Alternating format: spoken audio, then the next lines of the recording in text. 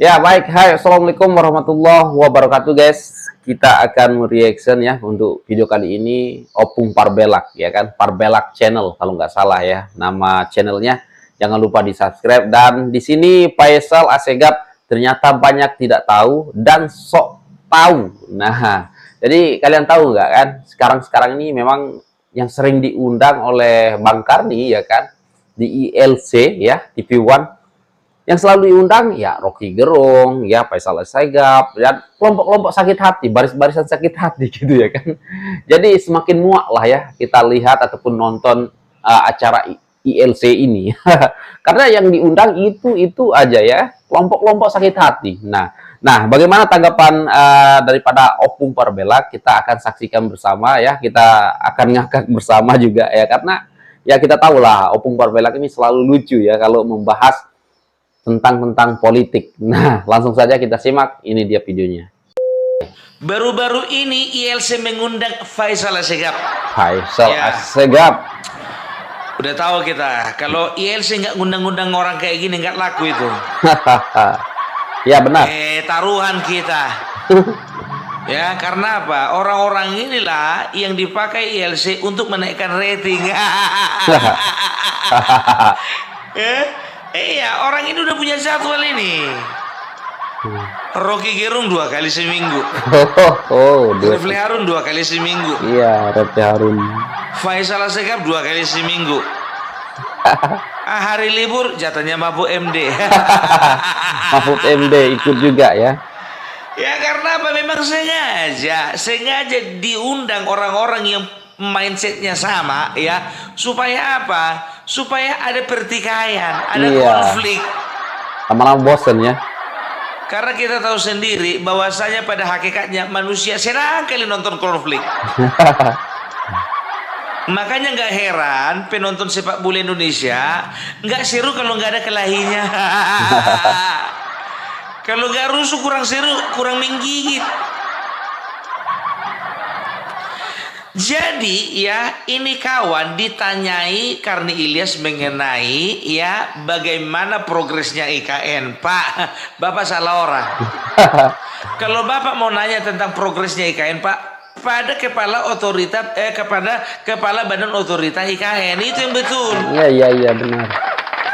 Bapak tanya orang yang nggak berkepentingan. Yang Bapak tanya itu yang harusnya diundang itu ahli ekonomi, ahli sosial, ahli budaya, ahli pendidikan, ahli kesehatan, yang seperti itu, yang menunjang bagaimana pembangunan IKN ke depannya, bukan ahli tata negara. Yang katanya ahli, Refli Harun ya. Katanya orang ini kan bilang kayak gitu, belajar hukum tata negara udah dibilang ahli. Iya, belum tentu ahli ya kan. Belum tentu semua ya, ingat ya, belum tentu semua yang lulus dengan predikat sarjana teknik memang betul-betul ngerti teknik. Ahli ya. Pertanyakan dulu itu IPK-nya berapa itu dulu. Karni. Iya ya. Itulah demi rating. Jadi kita masuk kepada pokok permasalahan. Ya dia katakan, ya dia tidak setuju bahwasanya IKN itu akan berjalan dengan mulus. Ya dia berpendapat bahwasanya IKN dipastikan akan mangkrak ya oleh beberapa faktor. Yang pertama dia katakan oleh karena adanya pelanggaran undang-undang. Muncungmu itu. Pelanggaran undang-undang. Presiden sebelum melakukan sebuah proyek besar seperti IKN ya, yang harganya, yang nilai investasinya itu sebesar 466 triliun ya, itu sudah pasti membicarakan terlebih dahulu ya dengan anggota, dengan Dewan Perwakilan Rakyat ya. Artinya apa? Artinya apa yang menjadi proyek dari presiden itu harus selaras dengan cita-cita memajukan rakyat, memajukan masyarakat Indonesia. Iya benar. Itu harus diselaraskan. Makanya disetujui DPR, dieksekusi lah. Tapi menyesatkan kali kau. Setelah itu apa katanya? Ya dikatakan bahwasanya akan banyak investor-investor akan menarik diri dari IKN. Dari mana kau tahu? Udah di WA orang itu rupanya samamu. Orang ini kan cuman prediksi ke prediksi, prediksi ke prediksi. Prediksi mereka-mereka aja ya kan. Udah tahu langit hitam, dibilangnya cerah. Udah tahu langit cerah, dibilangnya mau hujan. Jadi prediksi itu sesuai dengan isi kepala mereka. Kalau bicara tentang investor, ku bilang samamu, sekarang itu semakin banyak semakin banyak investor yang masuk ke IKN. Dari mana kau tahu opung Parbelak? Buktinya sudah banyak perusahaan-perusahaan ya yang membangun asetnya, yang membangun perusahaannya, membangun kantornya, membangun pabriknya di IKN. Ingat ya, investasi itu bukan cuma melulu bukan cuma melulu masalah uang. Investasi itu berupa gedung, berupa membuka tempat usaha, membuka pabrik untuk lapangan kerja nantinya di sana. Mengerti kau? Muncung kau aja kau panjang-panjangkan. Baru berikutnya dikatakan katanya IKN itu akan mangkrak karena apa? Karena ini pemborosan dana dan dana tidak sanggup mendanainya.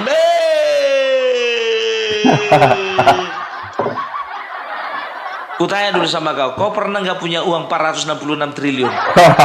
Kalau nggak pernah nggak usah ngomong. Nggak usah ngomong. Udah pernah kau ngeliat uang segitu? Sekarang begini, IKN dibangun memang benar dengan nilai investasi sebesar 466 triliun rupiah. Tapi ingat, tidak semuanya diambil dari APBN. Gitu dia ya. Jadi ada 3 sumber dana. Yang pertama dari negara, dari APBN. Yang kedua itu dari investor ya, atau investasi swasta. Yang ketiga dari BUMN. Mau ku kasih tahu persentasenya? Masih kurang jelas? Kasih paham. Yang pertama dari APBN itu senilai 89 triliun. Ya, itu dia. Kalau untuk dari investasi swasta sekitar 245 triliun. Dari BUMN itu sekitar 123 triliun. Ngerti kau? Baca dulu. Moncong aja kau panjang-panjang kan. Nggak ngerti kau permasalahan, nggak ngerti kau dari mana dana datang. Asal kau bilang mangkrak. Nah, ya. Otakmu itu. Otakmu yang mangkrak ya kan. Enggak aja, aku kesal kali manusia kayak gini. Udah ya, bilang, sama bang. Ya, orang-orang kayak gini itu bukan orang Indonesia asli. Karena apa? Orang Indonesia asli adalah orang yang ingin membangun bangsanya sendiri. Ya, itu orang Indonesia benar. asli. Perjelas dulu itu lihat dulu paspornya itu.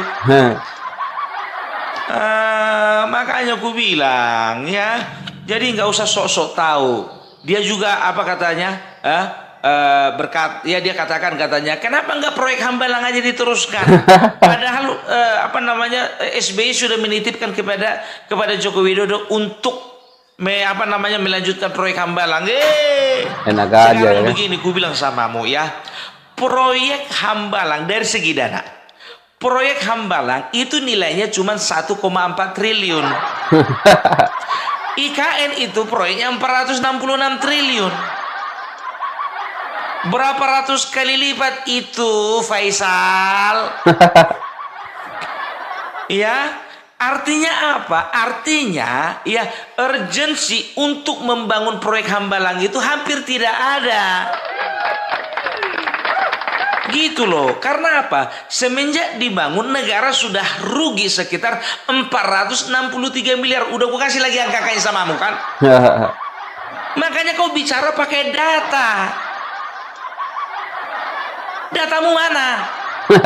Matanya ini. Ya, itu dia sudah rugi. Setelah itu apa? Ada permasalahan selain daripada masalah dana. Yang pertama masalah pelepasan lahan. Karena apa? Karena ketika proyek Hambalang dibuka itu akan itu akan ada pengalihfungsian sebagian besar hutan yang ada di sana. Itu pertama. Baru yang kedua, manfaatnya terhadap masyarakat tidak terlalu signifikan.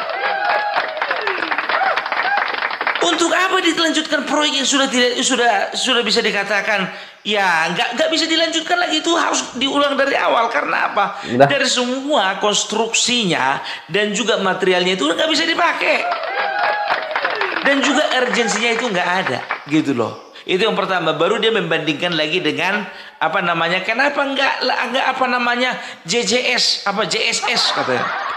Apa itu JJS? JSS itu JSS. jembatan Selat Sunda yang Oh. rencananya akan dibangun oleh presiden sebelumnya. Harusnya itu dulu diperhatikan. Kalau berbicara tentang peningkatan ekonomi, harusnya itu. Jadi arus perekonomian dari Sumatera ke Jawa bisa lancar. Tapi salah satu pembangunan IKN itu sasarannya adalah pemerataan penduduk. Kalau tetapnya juga Jakarta Jawa Sumatera yang diapakannya itu nggak pemerataan penduduk, itu pindah-pindah. Ya. Dari A pindah ke B, B pindah ke A. Ku kasih dulu angka sama datanya samamu ya. Jumlah penduduk yang ada di Pulau Jawa dari sekitar 240 juta jiwa ya, itu sekitar 58% tinggal di Jakarta. Ingat itu, 58% di Jakarta dan sekitar 24 tinggal di Sumatera. Bayangkan, berarti sudah ada sekitar, kalau digabung Pulau Jawa dan Sumatera, itu berarti ada angka sekitar 80%. Sementara di Kalimantan, ya, persebaran jumlah penduduk itu hanya sekitar 7%. Sulawesi cuma 6%. Ya. Jadi perlu ada pemerataan penduduk. Ketika dibangun IKN di sana, maka nyatalah yang dikatakan dengan Indonesia sentris, bukan lagi dengan Jawa sentris. Jadi makanya setelah dipertimbangkan tidak terlalu, ya ingat ini urgensinya terhadap kemajuan bangsa ini, ya bisa dikatakan tidak terlalu signifikan ketika membangun jembatan Selat Sunda, ya dibandingkan dengan IKN. Udah pasti jauh IKN. Jauh IKN memang. Gitu loh. Kalau sudah IKN katanya berarti nanti investasi masuk. Setelah itu apa? Ya sumber daya alam yang ada di sekitar itu boleh dipergunakan. Sumber daya manusianya juga boleh mereka boleh semakin meningkat. Ya, Kan secara begitu, dan otomatis akan ada ya. secara alami nanti akan Ya. ada perpindahan penduduk Ya, dari secara Pulau otomatis. Jawa, dari Pulau Sumatera ke Kalimantan. Gitu. Ini ndak aja kerjamu. Kau singgung-singgung masalah jembatan Selat Sunda. Inilah orang kalau nggak ngerti masalah diundang-undang kayak begini. Makanya sekali-sekali undang Opung Parbelak gitu loh. Ya, aku setuju. Aku setuju emang. Kalau Opung Parbelak diundang. Masalah dana, masalah penduduk, masalah peningkatan ekonomi. Dan juga dia katakan apa? Ya, ini adalah merupakan sebuah kebingungan di masyarakat. Karena apa? Masyarakat diperhadapkan dengan kenyataan bahwasanya Indonesia memiliki 2 ibu kota. Oh, iya, dia bilang gitu ya. Telor, gue bilang samamu, kalau orang pun pindah rumah, ya, contoh, misalnya kau rumahmu di mana, di Sutet, kau bilang di bawah Sutet, ngontrak kau di bawah Sutet itu katakanlah 1 tahun, ya. Ya, bulan yang ke-10 kau ada rezeki. Kau Bikin beli rumah. tanah misalnya katakanlah 15 km dari tempatmu yang lama, ya kan? Kau bangun rumah di sana, ya.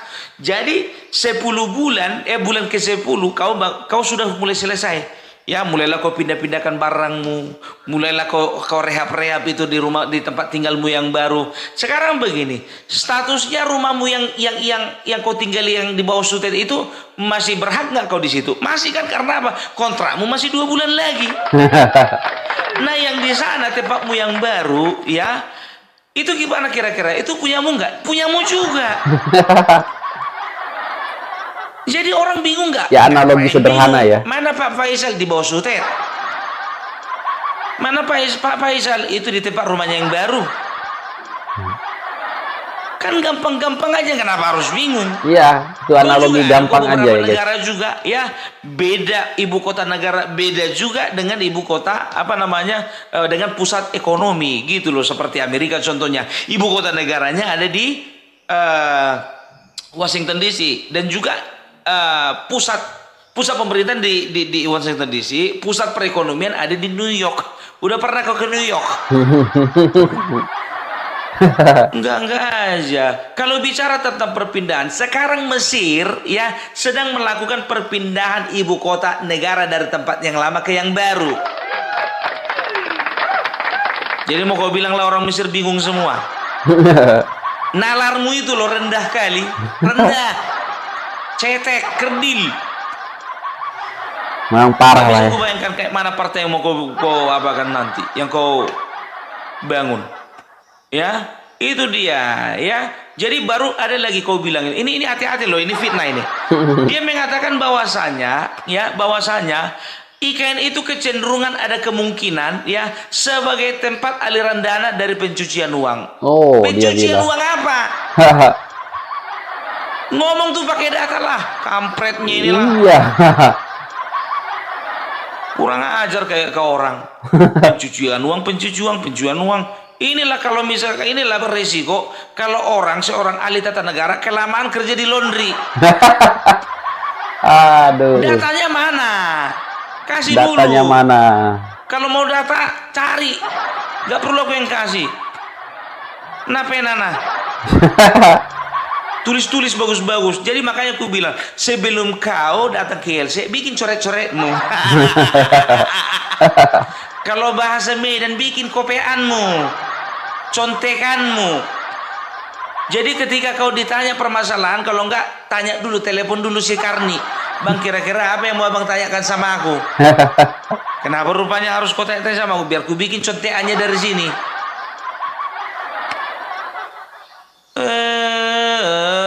Kapunduang. Jadi udah selesai lah ya. Jadi dan tahu kalian ya, fitnah seperti ini dia dapatkan dari mana? Majalah Tempo. Udah aku bilang sampai sekarang majalah yang dulu aku sering beli ya dan sekarang nggak mau beli itu majalah Tempo. Iya. Majalah Aku bilang Tempo. sama kau ya, Faisal, lebih bagus aku beli majalah Bobo daripada majalah Tempo. Oh. Atau majalah Femina. Lebih baguslah itu aku baca-baca daripada majalah Tempo. Karena apa? Hampir semua informasinya menyesatkan. Sebentar lagi ini kena selidik ini. Perhatikan aja lah. Majalah Tempo itu siapa sebetulnya yang dalang dari dibalik semuanya itu. Ya ketahuan nanti. Selalu memberikan menyajikan informasi-informasi menyesatkan. Podcastnya pun begitu. Iya, menyesatkan. Nama podcastnya apa? Bocor halus. Bocor halus ya. Oh iya. Kayak informasi bocor semuanya itu. Tapi tahu enggak kalian di ujung podcastnya, di ujung talk show itu dia katakan apa? Saya yakin bahwasanya pemerintahan Prabowo nanti adalah pemerintahan yang concern untuk membangun bangsa ini. Angkat telur dong. Cari muka nih sama Prabowo. Idege. Alangi dodagi. Latiung. Lapet. Kalau sama Prabowo aja karena presiden yang mau dilantik cari-cari muka kau. Apa tujuanmu? Jadi Menko Polhukam. Jauh. Sedangkan bicara tentang IKN aja. Dan ingat ya, aku bilang sama kau sekali lagi, ini malu kau. Malu kau dulu kau bikin kau. Ya, Bapak Prabowo dalam berbagai kesempatan selalu mengatakan bahwasanya saya akan melanjutkan IKN. Ingat itu, mangkrak. Ngomong kau itu asal-asal aja. Ya, oke lah. Makanya aku bilang sama kalian, kalau mau cerdas kalian, nggak usah kebanyakan kalian nonton si Faisal Assegaf. Iya, benar. Bodoh kalian dibikin, bodoh. Kalau kalian mau bicara nggak pakai fakta, nggak pakai data. Semua angka yang kusebutkan tadi punya nggak kau? Makanya kau baca informasi, bikin analisamu. Jangan bikin analisa-analisa sendiri. Jadi cenderung kau memberikan informasi menyesatkan. Oke, udahlah dulu ya. Terserah kalian, mau kalian tonton ILC itu sampai habis-habis, tontonlah. Oke, jadi begitu dulu lah dari Opung Parbelak ya. Salam NKRI harga mati. Mantap, harga mati. Nah, jadi ya benar ya kan. Kalau kita mau cerdas ya berhenti nonton Faisal Assegaf, Rocky Gerung dan kelompok-kelompoknya. kalau mau cerdas ya kan. Karena kalau kalian terus nonton mereka, terus kalian percaya, ya kalian akan disesatkan, pikiran kalian disesatkan gitu ya kan. Ya lama-lama ya bosan juga ya menonton ILC karena yang ditampilkan ataupun narasumbernya itu aja. Kelompok sakit hati, Rocky Gerung, Pasela Segap, Refli Harun, itu aja ya kan, dan gilir-giliran gitu ya kan. Aduh, parah ya, apapun lah ya kan. Untuk IKN, insya Allah aku yakin pasti akan sukses, dan Pak Prabowo sudah berjanji akan melanjutkannya ya kan. Nah, untuk mereka-mereka yang mengatakan IKN akan mangkrak, kita harus mempertanyakan ya kan, sebenarnya mereka ini orang apa gitu ya kan. Karena kalau orang Indonesia asli gitu ya kan, pastilah ya ingin melihat negaranya semakin maju berkembang ya kan. Nah, kalau mereka-mereka ini ya pengennya IKN itu mangkrak ya. Secara tidak langsung mereka ini ingin melihat Indonesia ini tidak baik-baik saja ya kan guys. Oke guys, apapun lah tanggapan kalian silahkan berkomentar di bawah, dan ya sampai di sini sekian, terima kasih. Assalamualaikum warahmatullahi wabarakatuh. Bye.